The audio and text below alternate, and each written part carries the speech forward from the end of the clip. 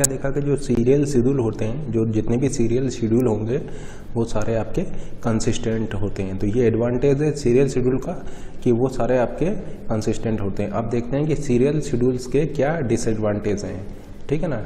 Disadvantage क्या क्या होंगे सीरियल शेड्यूल के। तो जैसा कि हम आपको ऑलरेडी बता चुके हैं कि सीरियल शेड्यूल में क्या होता है। सीरियल शेड्यूल में ये होता है कि पहले आपका एक पूरा शेड्यूल कंप्लीट होगा, पहले आपका एक पूरा ट्रांजेक्शन कंप्लीट होगा एंड देन जब आपका पूरा ट्रांजेक्शन कंप्लीट हो चुका होगा उसके बाद आपका दूसरा ट्रांजेक्शन स्टार्ट होगा, ठीक है ना।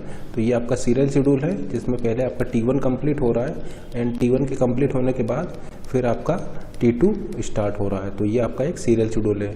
तो डिसएडवांटेज इसका ये है कि आपका यहाँ पर जो इनपुट आउटपुट ऑपरेशंस हैं वो आपके बहुत ज़्यादा टाइम लेंगे, ठीक है ना। आईओ ऑपरेशन हम ऑलरेडी बता चुके हैं कॉस्टली ऑपरेशंस होते हैं, क्योंकि रीड राइट ये करेगा, ये यहाँ पर रीड राइट करेगा, यहाँ पर भी ये रीड राइट करेगा। अब चूँकि आपका ये T2 ट्रांजेक्शन स्टार्ट नहीं हो सकता है जब तक कि T1 आपका फिनिश ना हो जाए, यानी पहले T1 फिनिश होगा एंड देन आपका T2 स्टार्ट होगा। इसका मतलब अगर T1 ट्रांजेक्शन एग्जीक्यूशन में है और T1 ट्रांजेक्शन मान लीजिए कि आईओ के लिए जाता है, इनपुट आउटपुट के लिए जाता है, तो चूँकि T1 आपका फिनिश नहीं हुआ है, कमिट नहीं हुआ है, इसलिए आपका T2 को आप स्टार्ट यहाँ पर नहीं कर सकते हैं। तो उतने टाइम तक, जितने टाइम तक ये T1 आईओ करेगा उतने टाइम तक यहाँ पर जो CPU है वो आपका आइडियल रहेगा, यानी CPU का टाइम जो है यहाँ पर वो वेस्टेज जा रहा है, CPU का टाइम आपका बेकार जा रहा है यहाँ पर, ठीक है ना। तो ये इसका डिसएडवांटेज है यहाँ पर सीरियल शेड्यूल का कि आपका चूँकि यहाँ पर जो ये सीरियल शेड्यूल है तो ट्रांजेक्शन्स जो होंगे वो 1 बाय 1 आपके एग्जीक्यूट होंगे।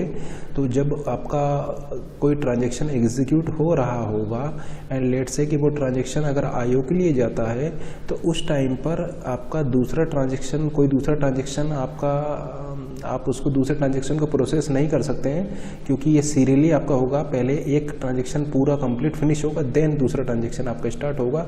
अगर जो ट्रांजेक्शन एग्जीक्यूशन में वो आईओ के लिए जाता है तो फिर आपका CPU का टाइम वहाँ पर उतना वेस्ट चला जाएगा, उतने टाइम तक CPU आपका आइडियल रहेगा। तो आपका जो रिसोर्स यूटिलाइजेशन है वो प्रॉपर नहीं हो पा रहा है सीरियल शेड्यूल के केस में, ठीक है ना। सीरियल शेड्यूल अगर आप ले रहे हैं तो आपके रिसोर्सेज का जो यूटिलाइजेशन है वो प्रॉपर नहीं हो पा रहा है यहाँ पर, क्योंकि मान लीजिए कि T1 आपका एग्जीक्यूशन में है और वो T1 आईओ के लिए जाता है तो उतने टाइम तक CPU आपका आइडियल कंडीशन में रहेगा, CPU आपका आइडियल रहेगा, क्योंकि T1 जो है वो इनपुट आउटपुट कर रहा है। तो CPU का टाइम यहाँ पर क्या गया, बेकार गया, ठीक है ना। क्योंकि T2 को तो आप स्टार्ट कर नहीं सकते हैं, क्योंकि T1 अभी आपका फिनिश नहीं हुआ है। पहले T1 फिनिश होगा देन आप दूसरा कोई ट्रांजेक्शन को यहाँ पर स्टार्ट करेंगे, इसलिए आपका यहाँ पर पुअर रिसोर्स यूटिलाइजेशन होता है। तो कुछ कंडीशंस हैं या कुछ डिसएडवांटेजेस हैं सीरियल शेड्यूल के। हालांकि जो हम यहाँ पर ये जो पॉइंट्स जो मेंशन करेंगे इनको डिटेल में स्टडी करेंगे ऑपरेटिंग सिस्टम में, ठीक है ना। तो सबसे पहला डिसएडवांटेज है सीरियल शेड्यूल का लेस थ्रोपुट आपका यहाँ पर कम होगा। तो सबसे पहला डिसएडवांटेज है लेस थ्रोपुट, ठीक है ना। आपका थ्रोपुट यहाँ पर कम होगा। थ्रोपुट क्या होता है, थ्रोपुट होता है number of transactions completed per unit time. Throughput क्या होता है, थ्रोपुट आपका होता है number of transactions completed per unit time, एक यूनिट टाइम में कितने ट्रांजेक्शन्स आपके कंप्लीट हुए हैं। अब चूंकि यहाँ पर आपका CPU का टाइम CPU आइडियल रहेगा तो CPU का टाइम आपका चूंकि बेकार जा रहा है, इसलिए आपका यहाँ पर इस शेड्यूल को कंप्लीट करने में आपको ज़्यादा टाइम लग जाएगा, ठीक है ना। तो इसलिए आपका यहाँ पर थ्रोपुट भी आपका यहाँ पर कम रहेगा। अब देखिए इसको डिटेल में हम स्टडी करेंगे जब आपका ऑपरेटिंग सिस्टम को आपका पढ़ाएंगे, ठीक है ना। तो OS वाले सब्जेक्ट में इसको हम डिटेल में पढ़ेंगे थ्रोपुट क्या होता है, और तब आपको ये समझ में आ जाएगा कि क्यों यहाँ पर थ्रोपुट आपका कम हो जा रहा है। क्योंकि देखिए ये प्रोसेस आपका चूँकि आईओ के लिए चला गया है तो उतने टाइम तक CPU आपका आइडियल रहेगा, तो आपका यहाँ पर जो टाइम है वो बेकार जा रहा है, ठीक है ना। अदरवाइज आप क्या कर सकते हैं, अभी चूंकि ये T1 जो है वो आईओ के लिए चला गया है, CPU आपका फ्री है, तो आप किसी दूसरी प्रोसेस को CPU दे सकते थे, तो वहाँ पर आपका CPU का यूटिलाइजेशन आपका बढ़ जाता, तो आपको टाइम जो कंप्लीट करने में लगता है इन सभी ट्रांजेक्शन्स को वो कम होता उस केस में, ठीक है ना। अगर आप रिसोर्सेज को एक प्रॉपर तरीके से यूटिलाइज करेंगे, ठीक है ना, मान लीजिए T1 जो है वो IO के लिए गया है, उस टाइम पर CPU आपका फ्री हो जाएगा, आप किसी दूसरे ट्रांजेक्शन्स को वो CPU दे दीजिए, तो आपका जो फिर आपका टाइम जो है वहाँ पर कम लगेगा उन ट्रांजेक्शन्स को कंप्लीट करने में, क्योंकि रिसोर्सेज को आप प्रॉपर यूटिलाइज कर रहे हैं। तो उस केस में थ्रूपुट भी आपका कम हो जाएगा। लेकिन यहाँ पर तो आपका चूँकि रिसोर्सेज का यूटिलाइजेशन आप नहीं कर पा रहे हैं, तो आपका यहाँ पर थ्रूपुट लेस रहेगा। ठीक है ना। सेकंड आपका डिसएडवांटेज है सीरियल शेड्यूल का पुअर रिसोर्स यूटिलाइजेशन। क्योंकि आप CPU जब आप IO के लिए जा रहे हैं उस टाइम पर CPU आपका आइडियल है और उसको आप यूटिलाइज नहीं कर पा रहे हैं। एंड थर्ड आपका डिसएडवांटेज यहाँ पर हो जाएगा पुअर रिस्पॉन्स टाइम। आपका रिस्पॉन्स टाइम भी आपका यहाँ पर बहुत ज़्यादा लगेगा, poor response time. Response time भी आपका बहुत हाई होगा यहाँ पर। जैसे कि मान लीजिए T1 ट्रांजेक्शन है वो आपका 10 मिनट ले रहा है कंप्लीट होने में, T2 ट्रांजेक्शन है वो आपका मान लीजिए 5 सेकंड का है। T2 ट्रांजेक्शन केवल 5 सेकंड का है और T1 ट्रांजेक्शन 10 मिनट का है, और पहले आप T1 को एग्जीक्यूट करा रहे हैं फिर T2 को एग्जीक्यूट करा रहे हैं। एंड लेट से T1 आपका एग्जीक्यूशन में है, ये मान लीजिए T1 आपका एग्जीक्यूशन कर रहा है, ठीक है ना। एंड लेट से इस पॉइंट पर जो T1 है वो IO के लिए चला जाता है और CPU आपका फ्री है, ठीक है ना। लेकिन चूंकि सीरियल शेड्यूल है इसलिए आप T2 को स्टार्ट नहीं कर सकते हैं, क्योंकि ये सीरियल शेड्यूल है, ठीक है ना। ये आपका प्योर सीरियल शेड्यूल है, इसलिए आप T2 को स्टार्ट नहीं कर सकते। इसका मतलब T2 का रिस्पॉन्स टाइम क्या होगा? T2 का रिस्पॉन्स टाइम आपका कम से कम 10 मिनट तो होगा ही होगा, क्योंकि आपका T1 का कंप्लीट होने के बाद ही आप T2 को स्टार्ट कर रहे हैं। इसका मतलब यहाँ पर आपका रिस्पॉन्स टाइम क्या हो गया? बढ़ गया, ठीक है ना, क्योंकि पहले T1 एग्जीक्यूट होगा एंड देन आपका T2 एग्जीक्यूट होगा। तो T2 को वेट करना पड़ेगा 10 मिनट के लिए। 10 मिनट के लिए T2 वेट करेगा और जैसे ही T1 कंप्लीट होगा देन आपका T2 स्टार्ट होगा। तो ये कुछ लिमिटेशंस हैं, तो इन लिमिटेशंस को कम करने के लिए ही हम कॉन्करेंट शेड्यूल को लेते हैं, ठीक है ना। देखिए सीरियल शेड्यूल का एडवांटेज ये है कि आपका जो शेड्यूल है वो जो कि सीरियल है इसलिए कंसिस्टेंट होगा, लेकिन डिसएडवांटेज उसका ये है कि आपका थ्रूपुट भी वहाँ पर कम हो जाता है, रिसोर्स यूटिलाइजेशन भी आपका कम हो जाता है और रिस्पॉन्स टाइम भी आपका वहाँ पर कम हो जाता है। और ये सारे पॉइंट्स हम डिटेल में पढ़ेंगे ऑपरेटिंग सिस्टम में। तो इसी के लिए हम यहाँ पर कॉन्करेंट शेड्यूल को लेते हैं। तो अब डिस्कस करते हैं कॉन्करेंट शेड्यूल। कॉन्करेंट शेड्यूल क्या होता है? आप इसको कॉन्करेंट शेड्यूल भी बोल सकते हैं या आप इसको इंटरलीविंग एग्जीक्यूशन भी बोल सकते हैं, ठीक है ना। आप इसको कॉन्करेंट शेड्यूल भी बोल सकते हैं या फिर आप इसको इंटरलीविंग एग्जीक्यूशन भी बोल सकते हैं। अब देखिए कॉन्करेंट शेड्यूल या इंटरलीविंग एग्जीक्यूशन से मेरा क्या मतलब है? आप ऐसा बोल सकते हैं साइमल्टेनियस एग्जीक्यूशन ऑफ 2 और more transaction. Simultaneous execution of 2 और मोर ट्रांजेक्शन, यानी एक ही टाइम पर अगर आपके मोर देन 1 ट्रांजेक्शन एग्जीक्यूशन में होंगे तो उसको हम बोलेंगे कॉन्करेंट शेड्यूल, ठीक है ना। इसका मतलब आप ऐसा बोल सकते हैं कि आपका एक ट्रांजेक्शन, मान लीजिए एक शेड्यूल है, ये मान लीजिए आपका एक शेड्यूल है एंड ये मान लीजिए आपका T1 ट्रांजेक्शन है, ठीक है ना। और मान लीजिए कि ये जो T1 ट्रांजेक्शन है ये कंप्लीट नहीं हुआ है, इसके कंप्लीट होने से पहले ही आपका मान लीजिए T2 ट्रांजेक्शन अगर स्टार्ट हो जा रहा है तो आप क्या बोलेंगे इसको? आप इसको बोलेंगे कॉन्करेंट शेड्यूल, ठीक है ना। साइमल्टेनियस एग्जीक्यूशन ऑफ 2 और मोर ट्रांजेक्शन, क्योंकि यहाँ पर आपके पास एक फ्लेक्सिबिलिटी ये रहेगा कि मान लीजिए एक ट्रांजेक्शन IO के लिए जाता है, एक ट्रांजेक्शन मान लीजिए IO के लिए IO ऑपरेशन करने जाता है, तो CPU आपका चूँकि फ्री है तो आप उसको स्विच कर सकते हैं किसी दूसरी ट्रांजेक्शन्स के लिए, ठीक है ना। मान लीजिए ये आपका एक शेड्यूल है T1 T2, यहाँ पर मान लीजिए आपने रीड किया, फिर आपने यहाँ पर राइट किया। अब चूँकि यहाँ पर ये कौन से ऑपरेशंस हो रहे हैं? IO ऑपरेशंस हो रहे हैं, तो CPU आपका क्या है यहाँ पर? आइडियल होगा। तो इतने टाइम पर आप यहाँ पर क्या कर सकते हैं? इस दूसरे ट्रांजेक्शन T2 को ऑपरेशंस को यहाँ पर एग्जीक्यूट कर सकते हैं। इसीलिए इसको बोला गया इंटरलीविंग एग्जीक्यूशन, क्योंकि देखिए आपका इंटरलीविंग एग्जीक्यूशन हो रहा है, ठीक है ना। पहले आपका T1 एग्जीक्यूशन हुआ, फिर आपका ट्रांजेक्शन T2 एग्जीक्यूट हो रहा है एंड T2 के बाद में फिर आपका T1 एग्जीक्यूशन में आएगा। इसका मतलब T1 T2 T1 ये आपका क्या हो रहा है? इंटरलीविंग एग्जीक्यूशन हो रहा है, ठीक है ना। देखिए ये डिटेल में हम एक्सप्लेन करेंगे ऑपरेटिंग सिस्टम में, तो ये आपका इसको इंटरलीविंग एग्जीक्यूशन को फिर से हम एक्सप्लेन करेंगे डिटेल में ऑपरेटिंग सिस्टम में। यहाँ पर केवल आप इतना समझ लीजिए कि कॉन्करेंट शेड्यूल का मतलब ये है साइमल्टेनियस एग्जीक्यूशन ऑफ 2 और मोर ट्रांजेक्शन। इसका मतलब आप क्या देख रहे हैं कि अगर एक ट्रांजैक्शन को आईओ के लिए जाता है, अगर एक ट्रांजैक्शन आईओ के लिए जाता है तो उस टाइम पर सीपीयू चूँकि आपका फ्री होगा तो आप दूसरे ट्रांजैक्शन को वहाँ पर उसको प्रोसेस कर सकते हैं, ठीक है ना। एक दूसरे ट्रांजैक्शन में आप स्विच कर जाएंगे और आप फिर उसको एग्जीक्यूशन को स्टार्ट कर देंगे।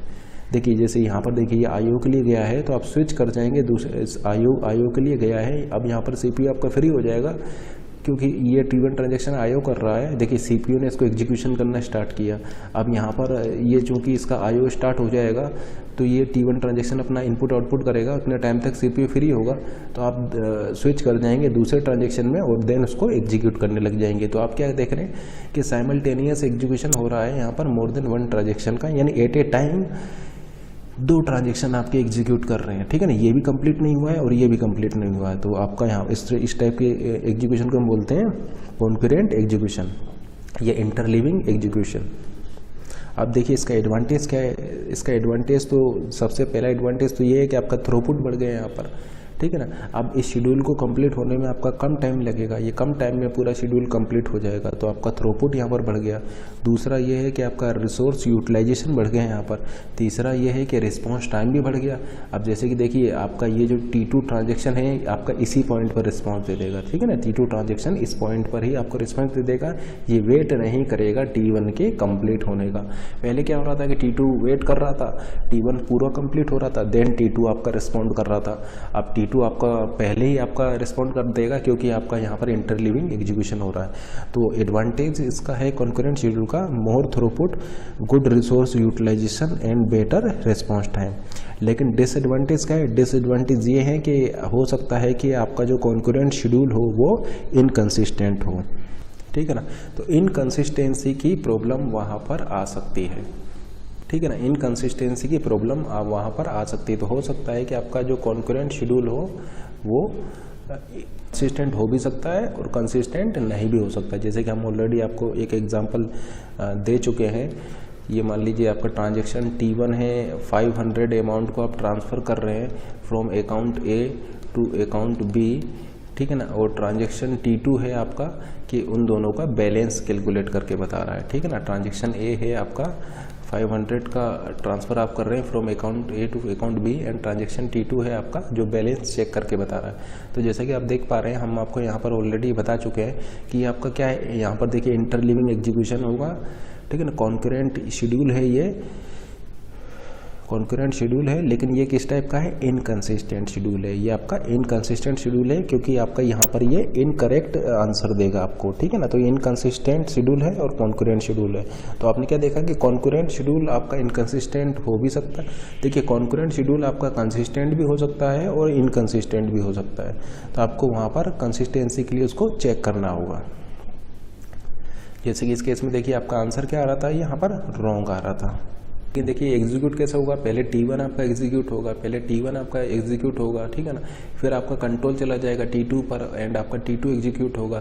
फिर T2 के बाद में फिर कंट्रोल रिटर्न होकर के आ जाएगा T1 में, फिर T1 एग्जीक्यूट होगा। तो इस तरीके से एग्जीक्यूट होंगे, ठीक है ना। देखिए T1 आपका एग्जीक्यूट हो रहा है, यहाँ तक एग्जीक्यूट होगा, कंट्रोल चला जाएगा T2 पर, फिर T2 आपका एग्जीक्यूट होना स्टार्ट हो जाएगा एंड देन इस पॉइंट पर फिर वापस कंट्रोल आ जाएगा T1 में एंड देन आपका T1 जो है T1 का एग्जीक्यूशन स्टार्ट हो जाएगा। तो आप क्या देख रहे हैं कि इंटरलीविंग यहाँ पर एग्जीक्यूशन हो रहा है। पहले T1 का कुछ पार्ट एग्जीक्यूट हुआ, फिर कुछ पार्ट T2 का एग्जीक्यूट हुआ एंड देन फिर कुछ पार्ट आपका T1 का एग्जीक्यूट हुआ। तो इस तरीके से यहाँ पर कॉन्करेंट एग्जीक्यूशन यहाँ पर हो रहा है और ये आपका एक कॉन्करेंट शेड्यूल है जो कि इनकंसिस्टेंट है। फिर हमने आपको ये भी बताया था कि अगर मान लीजिए आप इस R2 को यहाँ पर ले आते हैं तो ये आपका कंसिस्टेंट बन जाएगा। तो ये आपका क्या, ये भी आपका एक कॉन्करेंट शेड्यूल है लेकिन ये कंसिस्टेंट है, ये आपको करेक्ट रिजल्ट देगा, ये आपको करेक्ट रिजल्ट देगा, ठीक है ना। ये भी कॉन्करेंट शेड्यूल है लेकिन ये आपका कंसिस्टेंट है क्योंकि ये आपको करेक्ट रिजल्ट दे रहा है, ठीक है ना। तो इसका मतलब अगर आपको करेक्ट रिजल्ट चाहिए, अगर आपको अपना आंसर करेक्ट चाहिए तो आपका शेड्यूल कैसा होना चाहिए, शेड्यूल आपका कंसिस्टेंट होना चाहिए। अगर कॉन्करेंट शेड्यूल अगर आपका इनकंसिस्टेंट है तो आपका आंसर वहाँ पर रॉन्ग आ जाएगा। यानी करेक्ट आंसर के लिए आपका कॉन्करेंट शेड्यूल जो है वो कंसिस्टेंट होना चाहिए। अब देखिए ये कैसे आपको पता लगेगा कि आपका जो शेड्यूल है वो कंसिस्टेंट है या नहीं है, तो ये आपको आइसोलेशन की प्रॉपर्टी से पता लगेगा। इसका मतलब आप ऐसा बोल सकते हैं कि अगर आपका जो कॉन्करेंट शेड्यूल है, अगर आपका जो कॉन्करेंट शेड्यूल है वो अगर इक्विवेलेंट है किसी सीरियल शेड्यूल के, अगर आपका जो कॉन्करेंट शेड्यूल है वो अगर इक्विवेलेंट है किसी सीरियल शेड्यूल के, तो फिर आपका जो कॉन्करेंट शेड्यूल था वो कंसिस्टेंट है। जैसे कि देखिए इसके इक्विवेलेंट हम सीरियल शेड्यूल लिख रहे हैं। देखिए इसके इक्विवेलेंट सीरियल शेड्यूल क्या हो जाएगा आपका, देखिए ये आपके ये ऑपरेशन हुए यहाँ पर RAWA, फिर यहाँ पर ये रीड ऑपरेशन हो। अब जैसा कि आप देख सकते हैं ये रीड कर रहा है डेटा आइटम A पर और ये रीड और राइट कर रहा है डेटा आइटम B पर, यानी ये रीड कर रहा है डेटा आइटम A पर जबकि ये रीड राइट कर रहा है डेटा आइटम B पर। इसका मतलब ये दोनों ऑपरेशन किस तरीके से इंडिपेंडेंट है, क्योंकि A पर हो रहा है ये B पर हो रहा है। इसका मतलब इस रीड को मैं नीचे भी ला सकता हूँ, इस वाले रीड को मैं नीचे भी ला सकता हूँ, क्योंकि ये दोनों क्या है, इंडिपेंडेंट हैं। तो यहाँ पर मैं इसको लिख सकता हूँ RB और इस RA को मैं नीचे भी ला सकता हूँ RB, ठीक है ना, क्योंकि ये दोनों इंडिपेंडेंट थे, ये A पर हो रहा है ये B पर हो रहा है, तो मैं इसको नीचे भी ला सकता हूँ। तो आप क्या देख रहे हैं कि ये जो कॉन्करेंट शेड्यूल था ये इक्विवेलेंट है एक सीरियल शेड्यूल के, इसलिए ये जो कॉन्करेंट शेड्यूल है ये आपका क्या होगा, ये आपका कंसिस्टेंट होगा, ठीक है ना। तो मैं हमेशा बोल सकते हैं कि अगर हमारा कॉन्करेंट शेड्यूल अगर इक्विवेलेंट है किसी सीरियल शेड्यूल के, तो वो कॉन्करेंट शेड्यूल आपका कंसिस्टेंट होगा। तो ये जो शेड्यूल है ये इक्विवेलेंट है आपके इस वाले शेड्यूल के, तो इसलिए ये आपका क्या है, कंसिस्टेंट है। तो ये कैसे पता लगाएंगे, ये आपका आइसोलेशन की प्रॉपर्टी आपको बताएगा, ठीक है ना। तो आइसोलेशन की प्रॉपर्टी आपको क्या बताएगा, आइसोलेशन क्या बताएगा, आइसोलेशन आपको ये बताएगा concurrent execution of 2 or more transaction, concurrent execution of 2 or more transaction should be equal to any serial execution. Concurrent execution of 2 or more transaction should be equal to any serial execution. जैसे देखिए ये serial execution है, पहले आपका T1 हुआ है फिर आपका T2 हुआ है, तो ये आपका क्या है, सीरियल एग्जीक्यूशन है। तो कॉन्करेंट एग्जीक्यूशन ऑफ 2 और more transaction should be equal to any serial execution. तो इसीलिए इसको क्या बोला जाता है, आइसोलेशन। यानी ये कॉन्करेंट शेड्यूल जो है, ये जो कॉन्करेंट शेड्यूल है ये आइसोलेटेड है। आप इसको इस तरीके से आइसोलेट कर सकते हैं। देखिए हमने इसको आइसोलेट कर दिया, ये T1 अलग हो गया और T2 अलग हो गया, सीरियल हम इसको कर दिए तो क्या हो गया, ये आइसोलेट हो गए, दोनों आइसोलेट हो गए, ठीक है ना। इसका मतलब हम क्या बोल सकते हैं कि आइसोलेशन क्या बताएगा, आइसोलेशन ये बताएगा कि अगर कॉन्करेंट एग्जीक्यूशन ऑफ, इसका मतलब आइसोलेशन क्या बताएगा कि अगर कॉन्करेंट एग्जीक्यूशन ऑफ 2 और more transaction is equal to any serial execution, then that concurrent execution can be isolated। इनको आप आइसोलेट कर सकते हैं, तो आपका वो क्या होगा, वो कंसिस्टेंट होगा। तो ये कौन चेक करेगा, ये आपका चेक करेगा कॉन्करेंसी कंट्रोल मैनेजमेंट कंपोनेंट। तो कॉन्करेंसी कंट्रोल मैनेजमेंट कंपोनेंट आपका इस आइसोलेशन को चेक करेगा। आइसोलेशन को किस तरीके से चेक करेगा, वो इस तरीके से चेक करेगा कि अगर कॉन्करेंट एग्जीक्यूशन जो है वो अगर इक्विवेलेंट है किसी सीरियल एग्जीक्यूशन के, या concurrent schedule is equivalent to any serial schedule, then वो जो कॉन्करेंट शेड्यूल है वो आइसोलेशन की प्रॉपर्टी को होल्ड करेगा, एंड देन उस केस में वो जो शेड्यूल है वो आपका कंसिस्टेंट होगा। तो ये चेक करेगा कॉन्करेंसी कंट्रोल मैनेजमेंट कंपोनेंट। तो आपने यहाँ पर एक चीज़ नोट किया होगा कि कॉन्करेंट जो एग्जीक्यूशन हो रहा है, कॉन्करेंट जो शेड्यूल है, कॉन्करेंट शेड्यूल आपका कंसिस्टेंट भी हो सकता है, कंसिस्टेंट भी हो सकता है और इनकंसिस्टेंट भी हो सकता है। इनकंसिस्टेंट के केस में आपका रिजल्ट वहाँ पर रॉन्ग आ जाएगा। तो आपको यहाँ पर कॉन्करेंसी कंट्रोल मैनेजमेंट कंपोनेंट को लेना पड़ेगा इस चीज़ को टेक केयर करने के लिए। अब नेक्स्ट प्रॉपर्टी देखते हैं, ड्यूरेबिलिटी। आइसोलेशन आपको क्लियर हो गया। आइसोलेशन का मतलब ये है कि जो आपका कॉन्करेंट शेड्यूल है वो इक्विवेलेंट होना चाहिए किसी एक सीरियल शेड्यूल के, तो आपका आइसोलेशन की प्रॉपर्टी वहाँ पर होल्ड करेगी। और अगर concurrent schedule is not equal to या is not equivalent to any serial schedule, then isolation की प्रॉपर्टी वहाँ पर आपका वायलेट कर जाएगा और फिर वो शेड्यूल जो है आपका वो इनकन्सिस्टेंट होगा। अब नेक्स्ट देखने जा रहे हैं हम ड्यूरेबिलिटी। ड्यूरेबिलिटी आपका क्या बोलती है, ड्यूरेबिलिटी आपको ये बोलती है कि either update all data item if required required और नन ऑफ देम। या तो आप उस ट्रांजेक्शन्स में जितने भी डेटा आइटम होंगे उन सभी को अपडेट करेंगे या फिर उनमें से किसी को नहीं करेंगे। किसी को नहीं करने का मतलब क्या है कि अगर आपका वो अगर रोल बैक कर रहे हैं आप उसको, तो फिर वहाँ पर आपको सभी डेटा आइटम को अनडू करना होगा, ठीक है ना। अगर आप उस ट्रांजेक्शन्स को रोल बैक कर रहे हैं तो आपको सभी डेटा आइटम्स को वहाँ पर अनडू करना होगा। तो इसीलिए हमने लिखा हुआ है update all data item if required और नन ऑफ देम। अब देखिए ये जो ड्यूरेबिलिटी होती है, ये ड्यूरेबिलिटी आप कैसे मैनेज करेंगे, तो durability is managed by recoverability management component. जो आपका रिकवरेबिलिटी मैनेजमेंट कंपोनेंट है वो ड्यूरेबिलिटी को मैनेज करेगा, ठीक है ना। क्योंकि अगर ट्रांजैक्शन आपका बीच में कहीं फेल हो जाता है तो वो सभी डेटा आइटम को अनडू करेगा। ये कौन करेगा? Recoverability management component. तो देखिए यहाँ पर आपके दो एक्स्ट्रा कंपोनेंट हो चुके हैं, यहाँ पर आपके दो एक्स्ट्रा कंपोनेंट हो चुके हैं। फर्स्ट है आपका concurrency control management component, concurrency control management component, and second है आपका recoverability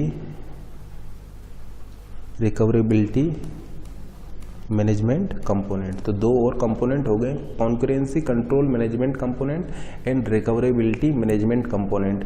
concurrency control management component की रिस्पॉन्सिबिलिटी क्या है? इसकी रिस्पॉन्सिबिलिटी है आपका कंसिस्टेंसी को मेंटेन करना एंड आइसोलेशन को मेंटेन करना, ठीक है ना। तो एसिड प्रॉपर्टी जो हम आपको बताए थे ACID, तो उसमें C और I इसको आपका ये कॉन्करेंसी कंट्रोल करेगा, ठीक है ना, टेक केयर करेगा। तो ये कंसिस्टेंसी को प्रिजर्व रखेगा और आपका आइसोलेशन को प्रिजर्व रखेगा। उसी तरीके से रिकवरेबिलिटी मैनेजमेंट कंपोनेंट की रिस्पॉन्सिबिलिटी है एटोमिसिटी एंड ड्यूरेबिलिटी। तो एटोमिसिटी एंड ड्यूरेबिलिटी को रिकवरी मैनेजमेंट कंपोनेंट आपका मैनेज करेगा। यानी एक ट्रांजेक्शन अगर फेल हो जाता है तो रोल बैक आपको करेगा, यानी अनडू करेगा। तो ये सब आपका रिकवरी, ताकि आपका एटोमिसिटी और ड्यूरेबिलिटी वहाँ पर सेटिस्फाई रहे। तो रिकवरेबिलिटी मैनेजमेंट कंपोनेंट एटोमिसिटी और ड्यूरेबिलिटी की रिस्पॉन्सिबिलिटी लेगा। तो हम ऐसा बोल सकते हैं कि atomicity and durability come in picture if transaction fail in middle. अगर आपका ट्रांजेक्शन मिडिल में फेल हो जाता है,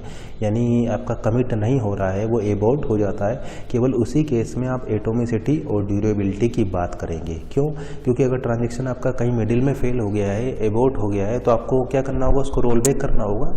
तो तभी आप वहाँ पर एटोमिसिटी और ड्यूरेबिलिटी की वहाँ पर बात करेंगे, क्योंकि आपको उसको रोल बैक कर रहा है तो आपको जितने भी चेंजेस आपने किए उन सभी चेंजेस को आपको अनडू करना होगा, ठीक है ना। तो atomicity and durability come in picture if transaction fail in middle. इसी तरीके से हम ऐसा बोल सकते हैं कि कॉन्करेंसी, अगर आप कॉन्करेंट शेड्यूल ले रहे हैं, देन तभी आप, अगर आप कॉन्करेंट शेड्यूल ले रहे हैं तभी आप कंसिस्टेंसी और आइसोलेशन की बात करेंगे, ठीक है ना। अगर आपका शेड्यूल कॉन्करेंट है तभी आप कंसिस्टेंसी और आइसोलेशन की बात करेंगे। अगर आपका शेड्यूल सीरियल है, तो फिर सीरियल शेड्यूल में आपको पता है कि सीरियल शेड्यूल आपके आइसोलेटेड होते हैं, आइसोलेशन की प्रॉपर्टी आपका ऑलवेज सेटिस्फाई करेगी, और सीरियल शेड्यूल आपके कंसिस्टेंट भी होते हैं। इसका मतलब सीरियल शेड्यूल के केस में तो ये दोनों प्रॉपर्टी आपका सेटिस्फाई करेगा, वो कंसिस्टेंट भी होगा, आइसोलेशन भी वहाँ पर होगा। लेकिन अगर आपका शेड्यूल कॉन्करेंट है तब आपको इन दोनों को चेक करना पड़ेगा, कंसिस्टेंसी और आइसोलेशन के लिए। तो ये कौन करेगा? आपका कॉन्करेंसी कंट्रोल मैनेजमेंट कंपोनेंट करेगा। अब देखिए ये जो हमने आपको बताया था कि कॉन्करेंट एग्जीक्यूशन होने से या कॉन्करेंट शेड्यूल में आपका इनकंसिस्टेंसी की प्रॉब्लम आ सकती है। तो प्रॉब्लम क्यों आएगी? प्रॉब्लम इनकंसिस्टेंसी की आने के वहाँ पर क्या क्या रीजन है, ठीक है ना। एक कॉन्करेंट शेड्यूल में या कॉन्करेंट एग्जीक्यूशन में आपका इनकंसिस्टेंसी आने के क्या क्या रीजन हो सकते हैं।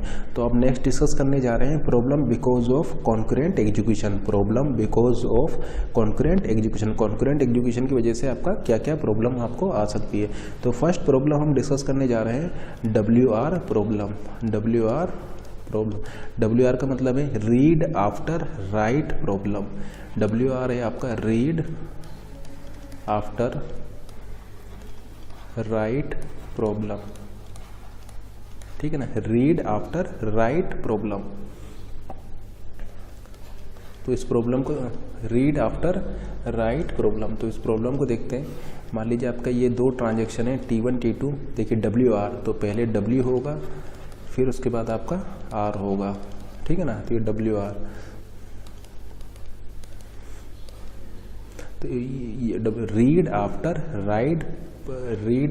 राइट प्रॉब्लम, यानी आप यहाँ पर क्या देख रहे हैं कि T2 ट्रांजेक्शन रीड करेगा T1 ट्रांजेक्शन के राइट करने के बाद, यानी रीड आफ्टर राइट, ठीक है ना। तो रीड आफ्टर राइट, इसको बोलते हैं WR प्रॉब्लम।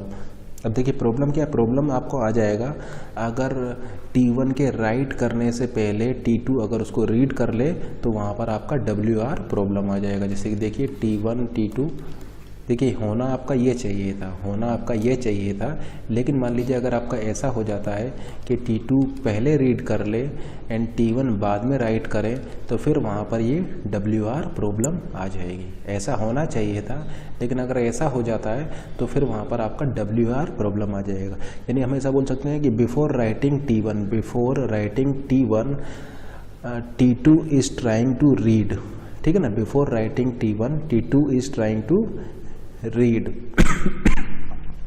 तो फिर वहाँ पर आपका WR प्रॉब्लम आ जाएगा। तो इस प्रॉब्लम को आप या तो WR प्रॉब्लम बोल सकते हैं या फिर आप बोल सकते हैं डर्टी रीड प्रॉब्लम। ये डर्टी रीड क्यों बोलते हैं? डर्टी रीड इसलिए बोलते हैं क्योंकि देखिए इसने क्या वैल्यू रीड कर ली, इसने रॉन्ग वैल्यू को रीड कर लिया है, ठीक है ना। इसने रॉन्ग वैल्यू को रीड कर लिया, तो इसको इसलिए इसको बोला जाता है डर्टी रीड प्रॉब्लम। या फिर आप इसको बोल सकते हैं अनकमिटेड रीड प्रॉब्लम, ठीक है ना। या तो डर्टी रीड बोल सकते हैं या फिर इसको आप अनकमिटेड रीड प्रॉब्लम भी बोल सकते हैं। तो या तो WR प्रॉब्लम बोलिए या डर्टी रीड बोलिए या अनकमिटेड रीड प्रॉब्लम बोलिए, तीनों का मतलब एक ही है। डर्टी रीड क्यों बोल रहे हैं? क्योंकि इसने यहाँ पर रॉन्ग वैल्यू को रीड कर लिया है। तो ये आपका WR प्रॉब्लम। जैसे कि देखिए उसी एग्जाम्पल को लेते हैं जो अभी हमने लिया हुआ था, ऑलरेडी हम इसको दे चुके हैं। T1 है 500 का आप ट्रांसफ़र कर रहे हैं from account A to account B, ठीक है ना। एंड T2 है जो आपको बैलेंस बता रहा है, T2 आपको इन दोनों अकाउंट्स का बैलेंस सम बता रहा है। तो जैसे कि हम आपको ऑलरेडी यहाँ पर बता चुके हैं, ये हो जाएगा WB, ये हो जाएगा RB और ये हो जाएगा WB। जैसे कि हम ऑलरेडी बता चुके हैं, ये आपका कौन सा है? इनकंसिस्टेंट शेड्यूल है, इनकंसिस्टेंट। अब यहाँ पर ये इनकंसिस्टेंट होने का रीज़न क्या है? इनकंसिस्टेंट होने का रीज़न है यहाँ पर WR प्रॉब्लम का होना। जैसे कि आप देख सकते हैं ये इसने रॉन्ग वैल्यू को रीड कर लिया। एक्चुअली में इसको किस वैल्यू को रीड करना था? इसको जो रीड करना था वो ये वाली वैल्यू को रीड करना था, ठीक है ना। देखिए अभी 500 के आप ट्रांसफ़र कर रहे हैं from account A to account B, तो अकाउंट B में आपने 500 को अभी प्लस नहीं किया है। 500 के प्लस करने से पहले उसने इसको रीड कर लिया था, ठीक है ना। T2 ने रीड कर लिया था B को, ये 500 इसमें ऐड होने से पहले। जैसे कि मान लीजिए आपका A का बैलेंस था 1000, आपने -500 का ट्रांसफ़र कर दिया, बचा 500, तो यहाँ तो उसने सही रीड कर लिया 500, लेकिन अब ये 500 को आप ऐड कर रहे हैं यहाँ पर। मान लीजिए B का बैलेंस था 2000, तो 500 को ऐड करेंगे तो क्या होगा? 2500 होगा। तो ये अपडेट होने से पहले ही आप यहाँ पर रीड कर ले रहे हैं। और B की इनिशियल वैल्यू क्या है? B की इनिशियल वैल्यू थी आपका 2000, यानी किसको रीड कर ले रहा है? ये गलत वैल्यू को रीड कर ले रहा है, डर्टी रीड कर ले रहा है। तो कौन सी प्रॉब्लम थी? ये WR प्रॉब्लम थी, ठीक है ना। तो ये आपका WR प्रॉब्लम होने की वजह से आपका यहाँ पर ये शेड्यूल जो था वो इनकंसिस्टेंट। लेकिन मान लीजिए कि अगर आप इस जो RB था, इस RB को यहाँ पर लिख देते हैं, अब RB को यहाँ पर लिख देते हैं तो वो पर सॉल्व हो जाएगा, क्योंकि अब ये किस B की वैल्यू को रीड करेगा? ये B की करेक्ट वैल्यू को रीड करेगा, ठीक है ना। तो जो WR वाली प्रॉब्लम थी वो अब यहाँ पर सॉल्व हो जाएगा।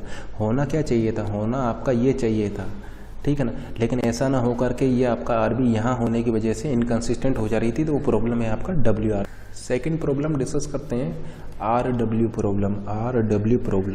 RW का मतलब है राइट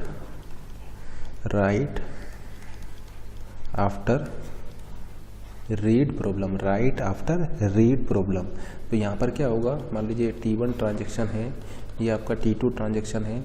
मान लीजिए ये रीड कर रहा है A पर और ये आपका राइट कर रहा है A पर, तो ये आपका RA है, ठीक है ना। राइट आफ्टर रीड, यानी रीड होने के बाद आपको राइट करना है, रीड होने के बाद आपको राइट करना है, ठीक है ना। तो ये है आपका RW। लेकिन अगर ऐसा ना हो, एक्चुअली में ये होना चाहिए, लेकिन ऐसा ना हो करके मान लीजिए आपका इस टाइप से हो जाए कि ये T2 पहले राइट कर दें एंड देन T1 आपका रीड करे, तो अब आपका यहाँ पर प्रॉब्लम आ जाएगा। प्रॉब्लम यूँ आ जाएगा कि ये एक ही किस वैल्यू को रीड कर रहा है, ये एक ही लेट्स से डेटाबेस से रीड कर रहा है, ये जो एक ही वैल्यू रीड कर रहा है ये डेटाबेस से कर रहा है, जबकि यहाँ पर ये एक ही किस वैल्यू को रीड करेगा, ये रीड करेगा जिसको ये राइट करेगा। तो ये दोनों अलग अलग वैल्यूज़ को रीड कर रहे हैं, ये डेटाबेस से रीड कर रहा है, जबकि ये उस वैल्यू को रीड कर रहा है जिसको T2 ने राइट किया है। तो अगेन फिर आपका जो रिजल्ट है यहाँ पर रॉन्ग आएगा, क्योंकि एक्चुअली में होना ये चाहिए था, जबकि वहाँ पर ये हो गया है। तो इसको हम बोलेंगे RW problem, RW problem, right after read, ठीक है ना, राइट आफ्टर रीड प्रॉब्लम। यानी हमेशा बोल सकते हैं कि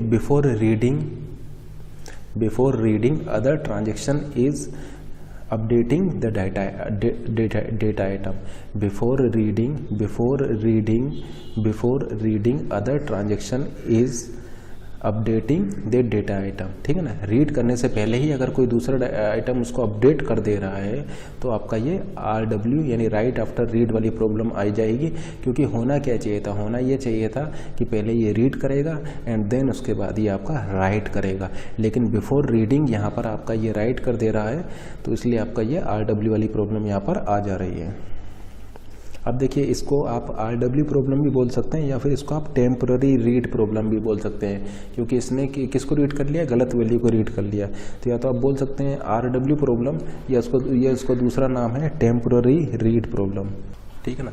तो या तो आप इसको RW प्रॉब्लम बोल सकते हैं, राइट आफ्टर रीड प्रॉब्लम बोल सकते हैं, या फिर आप इसको टेम्पररी रीड प्रॉब्लम बोल सकते हैं, ठीक है ना। राइट आफ्टर रीड प्रॉब्लम या टेम्पररी रीड प्रॉब्लम,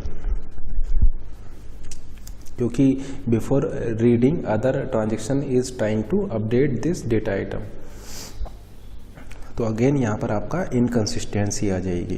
प्रॉब्लम हम डिस्कस करने जा रहे हैं WW प्रॉब्लम, इसको आप बोल सकते हैं राइट आफ्टर राइट प्रॉब्लम, ठीक है ना। ये आपका हो जाएगा right after right problem, WW problem या राइट आफ्टर राइट प्रॉब्लम। ये इसको आप बोल सकते हैं लोस्ट अपडेट प्रॉब्लम, इसको आप लोस्ट अपडेट प्रॉब्लम भी बोल सकते हैं। तो या तो WW प्रॉब्लम बोलिए या राइट आफ्टर राइट बोलिए या लोस्ट अपडेट प्रॉब्लम बोलिए।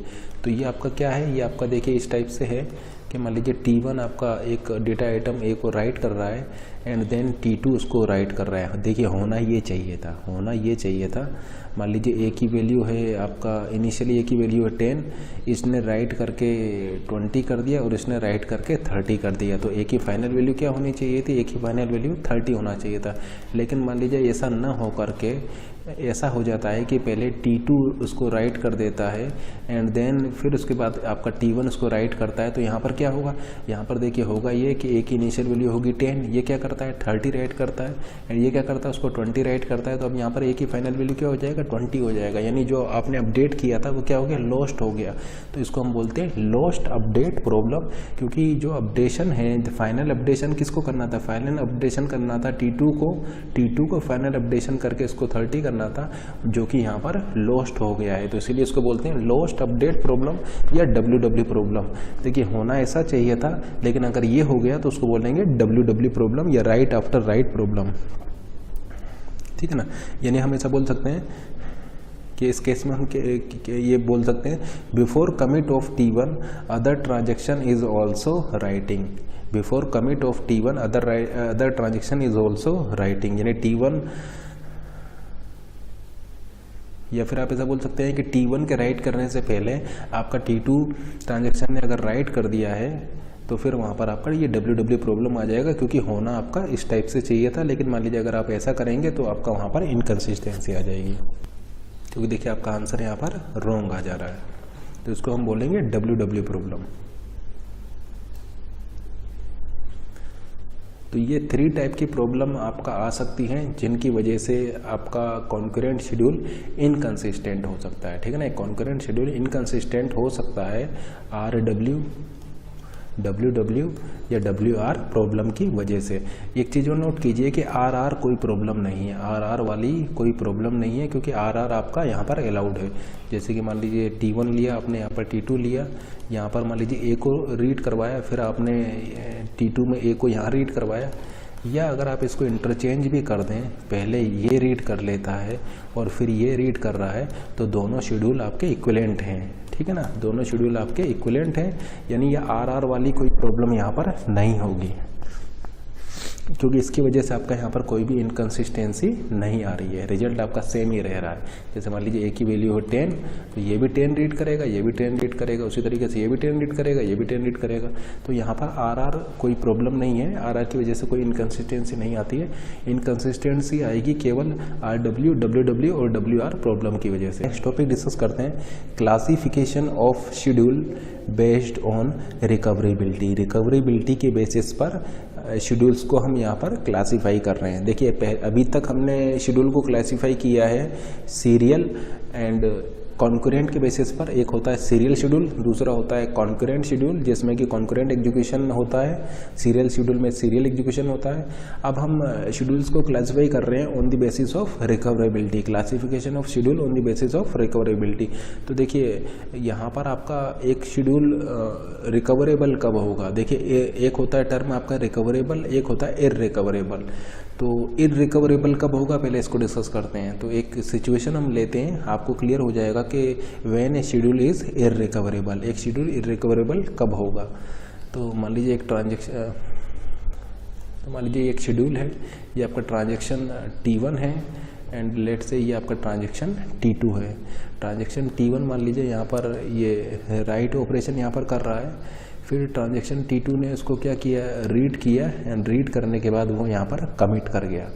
एंड फिर ट्रांजेक्शन T1 मान लीजिए इस पॉइंट पर आपका एबॉर्ट कर जा रहा है, एबॉर्ट कर जा रहा है। अब एबॉर्ट कर जा रहा है तो आपको क्या करना होगा, इस ट्रांजेक्शन T1 को रोल बैक करना होगा, इस ट्रांजेक्शन T1 को रोल बैक करना होगा। तो इस केस में आप क्या देख रहे हैं कि चूंकि ट्रांजेक्शन T1 इस पॉइंट पर एबॉर्ट कर गया है, एबॉर्ट कर गया है, तो आप यहाँ पर एबॉर्ट कर गया है, तो आप यहाँ पर केवल इस T1 को ही रोल बैक कर सकते हैं, T2 को आप रोल बैक नहीं कर सकते हैं, क्योंकि T2 ट्रांजेक्शन आपका कमिट हो चुका है। तो कमिटेड ट्रांजेक्शन को आप रोल बैक नहीं कर सकते हैं, आप रोल बैक केवल उन्हीं ट्रांजेक्शन्स को कर सकते हैं जो कि आपके अनकमिटेड हों, यानी पार्शियली कमिटेड ट्रांजेक्शन को ही आप रोल बैक कर सकते हैं। तो जो कि ये T1 ट्रांजेक्शन आपका कंप्लीट नहीं हुआ था, इसीलिए आप T1 को रोल बैक कर पा रहे हैं, जबकि T2 आपका चूँकि कंप्लीट हो चुका है, इसलिए आप T2 को रोल बैक नहीं कर सकते हैं। तो आप क्या देख रहे हैं कि आपका अगर यहाँ से एबॉर्ट होगा तो T1 तो रोल बैक हो जाएगा, लेकिन T2 आपका रोल बैक नहीं हो पाएगा, क्योंकि ये कमिट हो चुका है। इसलिए आप क्या बोलेंगे, ये कौन सा शेड्यूल है, ये एक इररिकवरेबल शेड्यूल है। क्योंकि देखिए जब ये रोल बैक होगा, जब ये रोल बैक होगा तो ये T2 ट्रांजेक्शन ने क्या किया है, रीड किया है। कहाँ से रीड किया है, T1 से रीड किया है। देखिए T1 ने जो राइट किया था उसी को तो T2 ने रीड किया है, ठीक है ना। यहाँ पर जो आप राइट करेंगे उसी को T2 ने रीड किया है। जबकि देखिए हुआ क्या है, यहाँ पर हुआ ये है कि आप चूँकि इसको रोल बैक कर दिए, अब जो कि रोल बैक कर दिए तो T1 आपका अंडू हो गया। जब T1 आपका अंडू हो गया तो ये T2 ने जो रीड कर लिया वो कहाँ से रीड किया है, एक रॉन्ग वैल्यू को रीड कर लिया, अनएग्जिस्टेड डेटा को रीड कर लिया। तो होना तो ये चाहिए था कि T2 भी आपका अंडू होना चाहिए था, लेकिन चूँकि ये रिकवरेबल नहीं है, इररिकवरेबल है, इसलिए आप T2 आपका यहाँ पर जो है प्रॉब्लम क्रिएट कर देगा। अब देखिए इसको एक एग्जांपल से हम देखते हैं। मान लीजिए ये T1 है एंड मान लीजिए ये आपका T2 है। ए की मान लीजिए इनिशियल वैल्यू है आपका 100, आपने लिखा राइट ऑफ है, ये क्या करेगा, ए की वैल्यू को कर देगा 500। तो इसने ए की वैल्यू को 500 राइट कर दिया। फिर इसने क्या किया, T2 ट्रांजेक्शन ने ए को रीड किया एंड मान लीजिए इसने इसको सेव कर दिया कहीं पर, ये इसको प्रिंट करा दिया, प्रिंट कराया मान लीजिए A+1000। तो देखिए ए की वैल्यू क्या है, 500 है, तो ये क्या इसको प्रिंट करा देगा, प्रिंट करा देगा 1500 एंड फिर यहाँ पर ये क्या हो गया, कमिट हो गया। अब मान लीजिए ये जो T1 ट्रांजेक्शन है वो आपका इस पॉइंट पर एबॉर्ट हो जाता है। एबॉर्ट होगा तो आप क्या करेंगे, इसको रोल बैक करेंगे। रोल बैक करेंगे तो ये जो आपका ए का जो है इसको आप फिर से क्या कर देंगे, 100 कर देंगे, ठीक है ना। देखिए ये आपका इनिशियली क्या था, इनिशियली ये आपका 100 था, तो चूँकि ये ऑपरेशन सारे ऑपरेशंस आपको अंडू करने होंगे, तो आपका ये जो डेटा आइटम ए है इसको अंडू करके आप क्या कर देंगे, 100 कर देंगे। अब देखिए ये जो T2 जो आपका कमिट हो चुका है वो तो गलत तरीके से कमिट हो गया है ना। T2 तो उस सेंस में आपका रीड किया था जब आपका T1 ने उसको राइट कर दिया था। अब जब T1 हुआ ही नहीं है तो ये कहाँ से इसकी वैल्यू को 500 रीड कर लेगा। तो इसने क्या किया, ये T2 ट्रांजेक्शन क्या है, इनवैलिड है आपका, ठीक है ना। तो आपका ये अगेन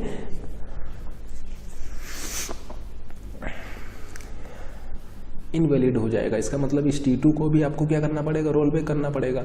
अब T2 को आप रोल बैक कर नहीं सकते हैं क्योंकि ये तो कमिट हो चुका है, ठीक है ना। ये T2 ट्रांजैक्शन आपका कमिट हो चुका है, इसकी जो लॉग फाइल थी वो डिलीट हो चुकी है, इसलिए आप T2 को तो रोल बैक कर नहीं सकते हैं। तो ये शेड्यूल क्या होगा, आपका एक इररिकवरेबल शेड्यूल है,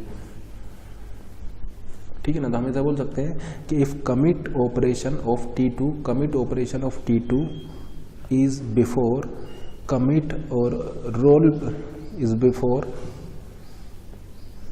commit or rollback of T1, then it is irrecoverable schedule.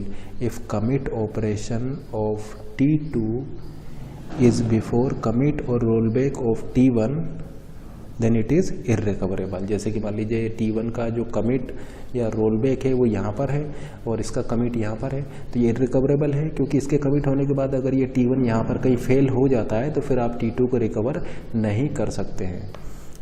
तो मतलब ये किस टाइप का शेड्यूल है, ये एक इररिकवरेबल शेड्यूल है। इसका मतलब रिकवरेबिलिटी चेक करने के लिए आपको केवल WR पेयर को चेक करना है, आपको WR पेयर को चेक करना है रिकवरेबल चेक करने के लिए। जैसे कि यहाँ पर हम एक एग्जांपल दे रहे हैं, ये मान लीजिए आपका T1 है एंड ये मान लीजिए आपका T2 है एंड ये मान लीजिए इसको राइट किया है और फिर ये इसको रीड कर लिया है एंड फिर ये आपका यहाँ पर कमिट हो गया है एंड ये आपका यहाँ पर कमिट या रोल बैक हो रहा है। तो ये आपका किस टाइप का शेड्यूल है, ये आपका शेड्यूल है इररिकवरेबल, ये आपका इररिकवरेबल होगा, ठीक है ना। ये आपका इररिकवरेबल होगा, इसको आप रिकवर नहीं कर सकते। तो देखिए T2 को आप कब रिकवर कर सकते हैं, T2 को आप तभी रिकवर कर सकते हैं जब आपका ये जो कमिट है वो इसके कमिट या रोल बैक के बाद हो। अगर ये वाला कमिट जो है ये T1 के कमिट या रोल बैक के बाद होगा तभी आप T2 को रिकवर कर सकते हैं, क्योंकि अगर T2 एक बार कंप्लीट हो गया है, T2 अगर एक बार कमिट हो गया तो फिर T2 को रोल बैक आप नहीं कर सकते हैं। तो इस इररिकवरेबल शेड्यूल को आप रिकवरेबल कैसे बनाएंगे, तो इररिकवरेबल शेड्यूल को रिकवरेबल बनाने के लिए आप ऐसा बोल सकते हैं कि देखिए अगर ये T1 है, ये T1 का मान लीजिए यहाँ पर कमिट या रोल बैक हो रहा है तो T2 का कमिट जो होना चाहिए वो T1 के बाद होगा। तो ये कौन सा शेड्यूल होगा, ये रिकवरेबल शेड्यूल हो जाएगा, ठीक है ना। T2 का जो कमिट है वो T1 के कमिट या रोल बैक के अगर बाद में है तो वो आपका रिकवरेबल हो जाएगा। क्योंकि देखिए अगर इस पॉइंट पर अगर आपका T1 फेल होता है तो T1 को आप रिकवरेबल कर सकते हैं। अगर T1 यहाँ पर एबॉर्ट हो जाता है तो T1 को आप रिकवर कर सकते हैं। अब देखिए चूँकि T2 आपका कमिट नहीं हुआ है तो अब इस केस में आप T2 को भी रोल बैक कर सकते हैं। तो इसलिए ये रिकवरेबल शेड्यूल है, क्योंकि अगर T1 इस पॉइंट पर फेल हो जाता है या मान लीजिए इस पॉइंट पर फेल हो जाता है तो आप T1 को रिकवर कर सकते हैं, ठीक है ना। अब T2 भी चूँकि आपका कंप्लीट नहीं हुआ है, तो आप T2 को भी रोल बैक कर सकते हैं। तो ये आपका रिकवरेबल शेड्यूल हो जाएगा।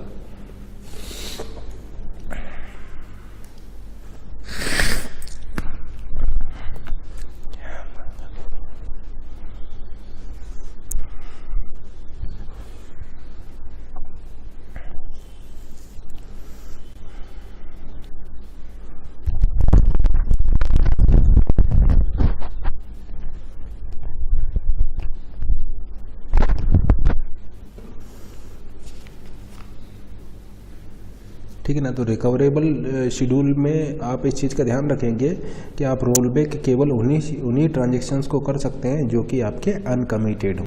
इसका मतलब अगर T1 ट्रांजेक्शन ने अगर एक राइट ऑपरेशन परफॉर्म कर दिया है डेटा आइटम A के ऊपर एंड T2 ने उसको रीड कर लिया है, देन आप ऐसा बोल सकते हैं कि T2 तब तक कमिट नहीं होगा जब तक कि T1 का कमिट या रोल बैक नहीं हो जाता, यानी पहले T1 कमिट या रोल बैक होगा एंड देन T2 आपका इसके बाद कमिट होगा, तभी आप ऐसा बोल पाएंगे कि ये शेड्यूल आपका रिकवरेबल होगा। ठीक है ना। If transaction T2 read the data item A modified by या written by transaction T1, then commit or rollback of T1, commit or rollback of T1 should be before commit of T2, then it is recoverable schedule. If transaction T2 read the data item A modified by transaction T1, then commit or rollback of T1 should be before commit of T2, then it is rollback, then it is recoverable, तभी आप उसको recoverable schedule बोल सकते हैं। तो ये आपका क्या हो जाएगा, ये आपका एक रिकवरेबल शेड्यूल हो जाएगा, क्योंकि इसको आप रिकवर कर सकते हैं। मान लीजिए T1 इस पॉइंट पर फेल हो गया है, तो T1 आपका कमिट नहीं हुआ है, तो T1 को भी आप रोल बैक कर सकते हैं, और इस पॉइंट पर देखिए T2 भी आपका कमिट नहीं हुआ, तो अब आप T2 को भी रोल बैक कर सकते हैं। तो ये आपका रिकवरेबल शेड्यूल है। कुछ एग्जांपल्स लेते हैं, आपको बताना होगा कि वो रिकवरेबल है या नहीं है। देखिए एक चीज़ आप ध्यान रखिएगा कि रिकवरेबिलिटी चेक करने के लिए आप सिर्फ और सिर्फ WR पेयर को चेक करेंगे, ठीक है ना, सिर्फ और सिर्फ WR पेयर को चेक करेंगे। सेम डेटा आइटम पर मान लीजिए ये WA है, ये मान लीजिए T1 है, ये मान लीजिए T2 है, सिर्फ WR को चेक करना है। ये मान लीजिए RA है और ये मान लीजिए यहाँ पर कमिट हो रहा है, और T1 मान लीजिए आपका यहाँ पर कमिट हो रहा है, तो ये कौन सा शेड्यूल हो जाएगा, ये हो जाएगा इर्रिकवरेबल, ठीक है ना।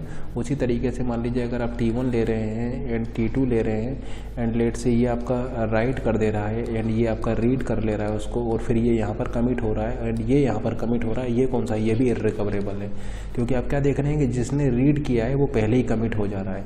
तो इसका मतलब यहाँ पर फेल होने पर ये रोल बैक नहीं हो सकता है, क्योंकि कमिट हो चुका है, तो इसलिए ये इर्रिकवरेबल है। तो आप क्या देख रहे हैं कि WR पेयर को लेंगे, और WR में जो रीड वाला कमिट है वो बाद में होना चाहिए, जबकि अगर पहले हो जा रहा है तो वो इर्रिकवरेबल होगा। अब रिकवरेबल ये कब हो सकता है, तो रिकवरेबल ये तब हो सकता है जैसे मान लीजिए इसने राइट किया है और इसने इसको रीड किया है, और मान लीजिए इसका T1 का जो कमिट है वो यहाँ पर हो रहा है एंड T2 का कमिट इसके बाद हो रहा है, तो फिर ये रिकवरेबल हो जाएगा, ठीक है ना। या मान लीजिए ये T1 ट्रांजेक्शन है, ये T2 ट्रांजेक्शन है, इसने मान लीजिए राइट किया है, इसने मान लीजिए रीड किया है एंड T2 आपका यहाँ पर कमिट हो जा रहा है एंड T1 इसके बाद कमिट हो रहा है, तो ये भी आपका रिकवरेबल हो जाएगा। तो आप रिकवरेबिलिटी चेक करने के लिए केवल इस रीड राइट वाले पेयर को लेंगे, ठीक है ना, WR को चेक करना है आपको। तो बताइए ये ट्रांजेक्शन, तो बताइए ये शेड्यूल आपका रिकवरेबल है या नहीं है। मान लीजिए ये पहले रीड कर रहा है, फिर ये राइट कर रहा है एंड ये आपका रीड कर रहा है, ये कमिट हो जा रहा है और ये यहाँ पर कमिट हो रहा है, क्या ये रिकवरेबल है? नहीं, ये इर्रिकवरेबल है। जैसा कि आप देख सकते हैं ये WR पेयर आपको मिला, तो ये पहले ही कमिट कर जा रहा है, तो ये आपका क्या हो जाएगा, ये इर्रिकवरेबल हो जाएगा, ये आपका इर्रिकवरेबल हो गया। एक और एग्जांपल लेते हैं।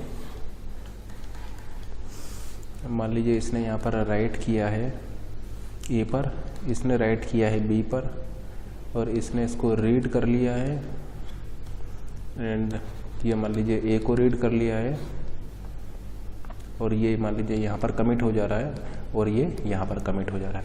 तो बताइए क्या ये रिकवरेबल शेड्यूल है या इर्रिकवरेबल शेड्यूल है? तो जैसे कि आप देख सकते हैं ये आपका देखिए WR पेयर है, ये WR पेयर है, तो ये इस रीड का कमिट क्या होना चाहिए, बाद में होना चाहिए, रीड का कमिट बाद में होना चाहिए, जबकि देखिए ये पहले ही हो गया, तो इसलिए ये क्या हो जाएगा, इर्रिकवरेबल शेड्यूल होगा। देखिए इस WR पेयर को लेंगे तो ये तो सही है आपका, देखिए ये रिटर्न किया है, इसने रीड किया है और कमिट इसका बाद में हुआ है, तो ये तो सही है, ये वाला WR पेयर तो सही है। प्रॉब्लम क्रिएट करेगा ये वाला WR पेयर, अब चूँकि इसने B पर राइट किया है, उसने रीड कर लिया और कमिट ये पहले कर गया है, इसका मतलब ये इर्रिकवरेबल शेड्यूल होगा। तो ये कौन सा शेड्यूल है, ये है आपका इर्रिकवरेबल शेड्यूल, जिसमें कि ये वाला WR पेयर जो है ये प्रॉब्लम क्रिएट कर रहा है। ये वाला WR पेयर कोई प्रॉब्लम क्रिएट नहीं कर रहा है, क्योंकि इस रीड का जो कमिट है वो बाद में हो रहा है।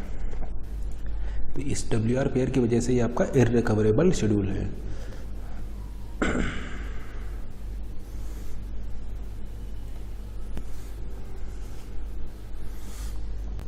इसका मतलब सिर्फ आपको यहाँ पर क्या चेक करना है, आपको चेक करना है WR और अगर ये पहले कमिट हो गया तब तो ये इररिकवरेबल है, लेकिन अगर ये यहाँ पर कमिट ना हो करके इसके बाद कमिट हो रहा है तो ये रिकवरेबल हो जाएगा। या देखिए इस डायरेक्शन में भी हो सकता है, तो रीड वाले का कमिट बाद में होना चाहिए तब ये आपका अब फिर से वही एग्जांपल हम ले रहे हैं। मान लीजिए इसने रीड किया, फिर राइट किया, एंड फिर इसने ए को रीड किया, इसने बी को रीड किया, इसने रीड किया बी को एंड बी को राइट किया। वही एग्जांपल हम ले रहे हैं। एंड मान लीजिए ये आपका यहाँ पर कमिट हो गया और ये आपका यहाँ पर कमिट। अब बताइए ये शेड्यूल क्या आपका रिकवरेबल है? तो देखिए इस आर से आपको कोई लेना देना नहीं है, डब्ल्यू आ गया। डब्ल्यू आर पेयर को देखिए, ये आपका डब्ल्यू आर पेयर है, ठीक है ना। अब देखिए डब्ल्यू आर में आर का कमिट बाद में है, इसका मतलब ये डब्ल्यू आर पेयर तो सही है, ठीक है ना, क्योंकि ये रीड वाले का इसके बाद में है। फिर देखिए यहाँ पर आर है, आर से कोई मतलब नहीं है, यहाँ पर फिर आ रहा है, फिर ये आ रहा है, फिर डब्ल्यू आर, तो केवल एक ही डब्ल्यू आर पेयर यहाँ पर बन रहा है, ठीक है ना। डब्ल्यू आर देखना है आपको, आर डब्ल्यू नहीं देखना है, ठीक है ना, आर डब्ल्यू नहीं देखना है, केवल डब्ल्यू आर आपको देखना है। तो देखिए जो रीड वाला है ये बाद में होना चाहिए, इसका मतलब ये रिकवरेबल है। तो आप क्या देख रहे हैं कि ये शेड्यूल आपका रिकवरेबल तो है लेकिन इनकंसिस्टेंट है, इनकंसिस्टेंट बट रिकवरेबल शेड्यूल। इसका मतलब हम ऐसा बोल सकते हैं कि ऐसा हो सकता है कि एक शेड्यूल रिकवरेबल हो और उसके बाद भी वो इनकंसिस्टेंट हो। इसका मतलब रिकवरेबिलिटी और इनकंसिस्टेंसी का कोई भी लेना देना नहीं है, ठीक है ना। रिकवरेबिलिटी और इनकंसिस्टेंसी में कोई भी रिलेशन नहीं है। ऐसा हो सकता है कि एक शेड्यूल रिकवरेबल हो और कंसिस्टेंट हो, ऐसा हो सकता है कि एक शेड्यूल रिकवरेबल भी ना हो और कंसिस्टेंट भी ना हो, ऐसा भी हो सकता है कि एक शेड्यूल रिकवरेबल हो लेकिन कंसिस्टेंट ना हो, जैसा कि इसी केस को देखिए। ऐसा भी हो सकता है कि एक शेड्यूल कंसिस्टेंट तो हो लेकिन रिकवरेबल ना हो। इसका मतलब रिकवरेबिलिटी और कंसिस्टेंसी में कोई भी रिलेशन नहीं है, दोनों शेड्यूल रिकवरेबल भी हो सकते हैं, ठीक है ना। रिकवरेबिलिटी और कंसिस्टेंसी में कोई रिलेशन नहीं है। ऐसा हो सकता है कि एक शेड्यूल रिकवरेबल भी है, कंसिस्टेंट भी है, या रिकवरेबल तो है लेकिन कंसिस्टेंट नहीं है, या कंसिस्टेंट तो है लेकिन रिकवरेबल नहीं है, या फिर रिकवरेबल भी नहीं है और कंसिस्टेंट भी नहीं है। तो ये चारों ही केस यहाँ पर पॉसिबल हैं। लेकिन सीरियलाइजेबिलिटी और कंसिस्टेंसी का डायरेक्ट रिलेशन है, सीरियलाइजेबिलिटी एंड कंसिस्टेंसी का आपका यहाँ पर डायरेक्ट रिलेशन है, ठीक है ना। आप ऐसा बोल सकते, अगर एक शेड्यूल सीरियलाइजेबल है, अगर एक शेड्यूल सीरियलाइजेबल है तो वो कंसिस्टेंट होगा, अगर एक शेड्यूल सीरियलाइजेबल है तो वो कंसिस्टेंट होगा। या फिर अगर एक शेड्यूल सीरियलाइजेबल नहीं है, अगर एक शेड्यूल सीरियलाइजेबल नहीं है तो वो शेड्यूल आपका कंसिस्टेंट भी नहीं होगा। तो ये आपका डायरेक्ट रिलेशन है। अगर एक शेड्यूल सीरियलाइजेबल है तो कंसिस्टेंट होगा, अगर एक शेड्यूल कंसिस्टेंट है तो वो सीरियलाइजेबल होगा, सीरियलाइजेबल नहीं है तो कंसिस्टेंट भी नहीं होगा, कंसिस्टेंट नहीं है तो सीरियलाइजेबल भी नहीं होगा। तो सीरियलाइजेबिलिटी और कंसिस्टेंसी में आपका डायरेक्ट रिलेशन है, जबकि रिकवरेबिलिटी और रिकवरेबिलिटी और कंसिस्टेंसी में आपका कोई भी रिलेशन नहीं है, ठीक है ना। तो रिकवरेबिलिटी और कंसिस्टेंसी आपके इंडिपेंडेंट है, जबकि सीरियलाइजेबिलिटी और कंसिस्टेंसी आपके डायरेक्ट रिलेशन है। इन दोनों में इक्विवेलेंस रिलेशन है। अगर एक शेड्यूल सीरियलाइजेबल है तो कंसिस्टेंट भी होगा, कंसिस्टेंट है तो सीरियलाइजेबल भी होगा। यानी हम ऐसा बोल सकते हैं कि all serializable schedule are consistent, all serializable schedule are consistent, but a schedule is inconsistent if and only if it is not serializable schedule. अगर एक शेड्यूल सीरियलाइजेबल नहीं है तो फिर वो इनकंसिस्टेंट होगा,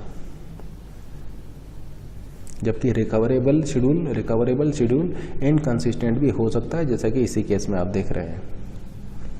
ये आपका इनकंसिस्टेंट है लेकिन रिकवरेबल है। अब देखिए यहाँ पर मान लीजिए मैं एक चेंज कर देता हूँ, मैं इस आर बी को यहाँ पर लिख देता हूँ। अब देखिए कंसिस्टेंट हो गया, ये कंसिस्टेंट हो जाएगा क्योंकि एक सीरियलाइजेबल शेड्यूल है। अब चूंकि ये कॉन्करेंट शेड्यूल एक सीरियलाइजेबल शेड्यूल है, इसके इक्विवेलेंट एक सीरियल शेड्यूल एग्जिस्ट करता है, इसलिए ये शेड्यूल आपका क्या हो जाएगा, कंसिस्टेंट हो जाएगा। लेकिन रिकवरेबिलिटी के बारे में हम यहाँ कुछ नहीं बोल सकते हैं। ये कंसिस्टेंट शेड्यूल या ये सीरियलाइजेबल शेड्यूल आपका रिकवरेबल हो भी सकता है और नहीं भी हो सकता है। ये सिर्फ और सिर्फ डिपेंड करेगा ये WR पेयर्स पर। अब देखिए यहाँ पर 2 WR पेयर है, तो अगर ये यहाँ पर कमिट कर रहा है और ये यहाँ पर कमिट कर रहा है तब तो ये आपका रिकवरेबल भी होगा, ठीक है, कंसिस्टेंट भी है और रिकवरेबल भी है इस केस में, क्योंकि ये रीड वाला का कमिट इसके बाद में है। लेकिन मान लीजिए कि अगर ये पहले कमिट कर गया और ये मान लीजिए आपका यहाँ पर कमिट कर रहा है, तो ये कंसिस्टेंट तो होगा लेकिन रिकवरेबल नहीं होगा।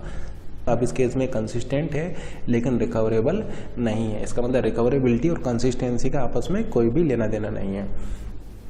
तो हम यहाँ पर कुछ क्लेम कर सकते हैं, जैसे कि क्लेम हम ये कर सकते हैं। फर्स्ट क्लेम ये है, recoverability is not free from inconsistency. Recoverability is not free from inconsistency. Second, हम यहाँ पर ऐसा बोल सकते हैं, recoverability is not free from cascading rollback. Recoverability is not free from cascading rollback. यहाँ पर कैस्केडिंग रोलबैक भी हो सकता है।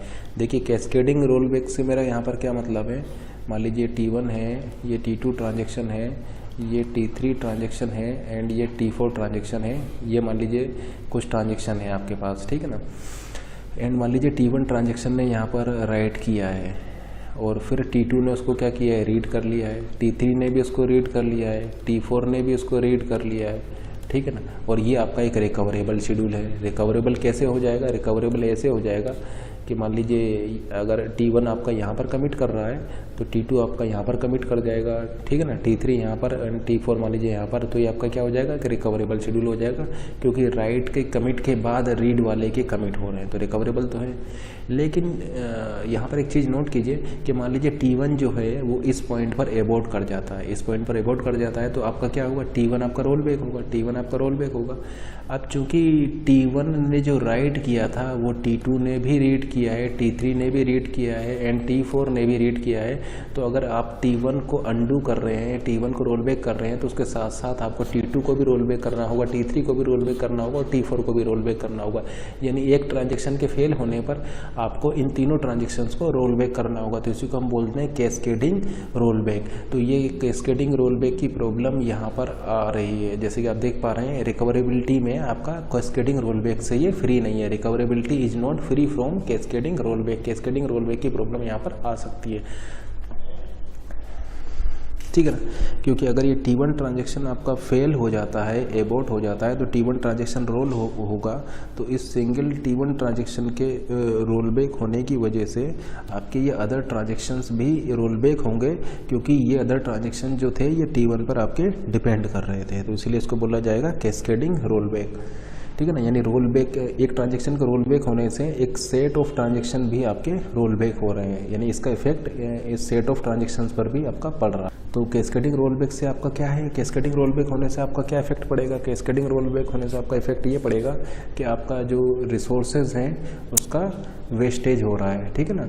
Wastage of CPU execution time, यानी CPU का एग्जीक्यूशन टाइम आपका बेकार गया, क्योंकि देखिए ये सारी प्रोसेस या ये सारे ट्रांजेक्शन आपके क्या हो गए, रोल बैक हो गए, तो रिसोर्सेज का आपका यहाँ पर वेस्टेज हो रहा है। तो इसीलिए हम क्या करते हैं, अब नेक्स्ट आपका शेड्यूल डिस्कस कर रहे हैं, वो है आपका cascade less roll back, cascade less recoverable schedule. देखिए पहले हमने डिस्कस किया था इररिकवरेबल शेड्यूल को, फिर हमने आपको बताया कि उसको रिकवरेबल कैसे बनाएंगे। रिकवरेबल के लिए आप WR पेयर को चेक कीजिए, और ठीक है ना, रिकवरेबल आप कैसे बनाएंगे, रिकवरेबल के लिए आप WR पेयर को चेक कीजिए और फिर इसके कमिट होने के बाद आप ये रीड वाले का कमिट कीजिए। लेकिन इस रिकवरेबल शेड्यूल में आपकी ये कैस्केडिंग रोल बैक की प्रॉब्लम आ रही थी, तो इसको सॉल्व करने के लिए अब हम नेक्स्ट रिकवरेबल शेड्यूल आपको बता रहे हैं, वो है आपका कैस्केड लेस रिकवरेबल शेड्यूल, जो कि इस टाइप की प्रॉब्लम को सॉल्व करेगा। अब ये प्रॉब्लम आपका सॉल्व कब हो सकती है,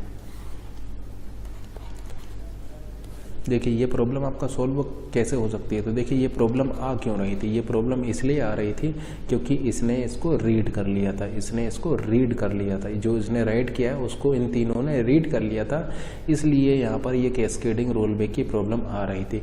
तो ये प्रॉब्लम आपका सॉल्व हो सकती है अगर मान लीजिए ये T2 ट्रांजेक्शन रीड करे, T2 ट्रांजेक्शन रीड करे T1 ट्रांजेक्शन के कमिट या एबॉर्ट होने के बाद, ये कमिट या रोल बैक होने के बाद, कमिट या रोल बैक होने के बाद T2 ट्रांजेक्शन अगर उसको रीड करेगा तो फिर आपका ये कैस्केडिंग रोल बैक की प्रॉब्लम ही नहीं आएगी, ठीक है ना। क्योंकि देखिए ये फेल कब होगा, T1 ट्रांजेक्शन फेल हो सकता है इसके कमिट होने से पहले तक। भाई T1 ट्रांजेक्शन आपका फेल किस पॉइंट तक हो सकता है, तो T1 ट्रांजेक्शन आपका फेल हो सकता है जब तक कि ये कमिट नहीं हो जाता। देखिए T1 ट्रांजेक्शन इस पॉइंट पर कमिट हो रहा है, तो इस पॉइंट तक वो कहीं भी फेल हो सकता है। T1 ट्रांजेक्शन इस पॉइंट तक कहीं भी फेल हो सकता है, कहीं से भी वो रोल बैक हो सकता है फेल होने पर। तो अगर T2 ट्रांजेक्शन इसके कमिट होने के बाद अगर इसको रीड करेगा तो फिर ये सिचुएशन वहाँ पर नहीं आ पाएगा। तो उसको बोला जाता है कैस्केड लेस रिकवरेबल शेड्यूल। देखिए C का मतलब है कमिट और R का मतलब है रोल बैक। C का मतलब है कमिट, R का मतलब है रोल बैक। इसका मतलब other transaction should not allow the read other transaction should not allow the read the data item until the commit operation of T1 is done. Other transaction should not allow to read the data item until commit operation of T1 is done. जब तक T1 का commit नहीं हो जाता है तब तक ये T2 उसको रीड नहीं कर सकता है, अदरवाइज ये कैस्केडिंग वाली प्रॉब्लम यहाँ पर आ जाएगा। तो ये देखिए रिकवरेबल तो है, रिकवरेबल है ये शेड्यूल, ठीक है ना, क्योंकि अगर इसके फेल होगा, इसके फेल होने पर आप इस T1 को रिकवर कर सकते हैं और T2 को भी आप रिकवर कर सकते हैं। रिकवरेबल भी है और यहाँ पर ये कैस्केडिंग की प्रॉब्लम भी आपका सॉल्व हो गया। तो उसको बोलते हैं कैस्केड लेस रिकवरेबल शेड्यूल। इसका मतलब अगर T1 ने राइट कर दिया है तो T2 आपका रीड नहीं कर सकता है जब तक कि T1 का कमिट या रोल बैक नहीं हो जाता। लेकिन यहाँ पर राइट ये कर सकता है, ये यहाँ पर राइट ऑपरेशन कर सकता है, केवल रीड नहीं कर सकता है। जैसे कि हम ऑलरेडी बता चुके हैं कि रिकवरेबिलिटी के लिए केवल आप WR को चेक करेंगे, केवल आप WR को चेक करेंगे। RW या WW से आपको कोई लेना देना नहीं है, केवल आप WR को चेक करेंगे रिकवरेबिलिटी के केस में। इसका मतलब रीड होना चाहिए इसके कमिट या रोल बैक होने के बाद। हमने राइट का कुछ नहीं बोला, राइट यहाँ पर ये कर सकता है, ठीक है ना। Other transaction should not allow to read the data item until the commit operation of T1 but it can allow to write. यहाँ पर ये T2 जो है ये राइट ऑपरेशन कर सकता है।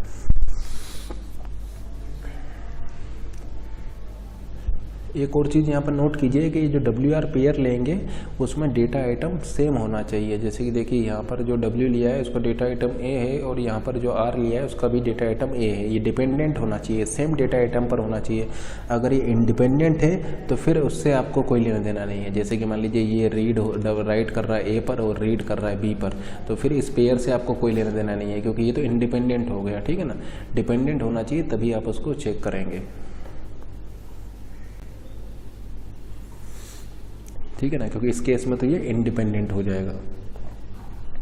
उसी तरीके से मान लीजिए कि आपका एक शेड्यूल है T1, एक शेड्यूल है, मान लीजिए आपका एक शेड्यूल है जिसमें दो ट्रांजेक्शन है T1 T2। इसने मान लीजिए रीड किया A पर, इसने मान लीजिए B पर रीड किया, फिर मान लीजिए इसने राइट किया A पर एंड मान लीजिए इसने राइट किया B पर। जैसा कि आप देख पा रहे हैं ये A पर रीड राइट कर रहा है, ये B पर रीड राइट कर रहा है। अब ये दोनों ही ट्रांजेक्शन इंडिपेंडेंट है क्योंकि ये दोनों, ये A पर रीड कर रहा है, ये A पर रीड राइट कर रहा है, ये B पर रीड राइट कर रहा है। तो डेटा आइटम डिफरेंट है, इसलिए ये इंडिपेंडेंट है, ठीक है ना। तो इसका मतलब आप चाहें इस तरीके से इसको एग्जीक्यूट कराइए या पहले T1 फिर T2 को कराइए या पहले T2 फिर T1 को कराइए या किसी और दूसरे तरीके से कराइए, यहाँ पर कोई फ़र्क नहीं पड़ने वाला क्योंकि दोनों ही ट्रांजेक्शन एक दूसरे से इंडिपेंडेंट है। ये डेटा आइटम A पर आपका काम हो रहा है, ये डेटा आइटम B पर काम हो रहा है। प्रॉब्लम आएगा जब यहाँ पर डिपेंडेंसी होगी, एक कॉमन डेटा आइटम होगा तब यहाँ पर प्रॉब्लम आएगी। तो यहाँ पर हमने क्या देखा, हमने सबसे पहले देखा इररिकवरेबल शेड्यूल।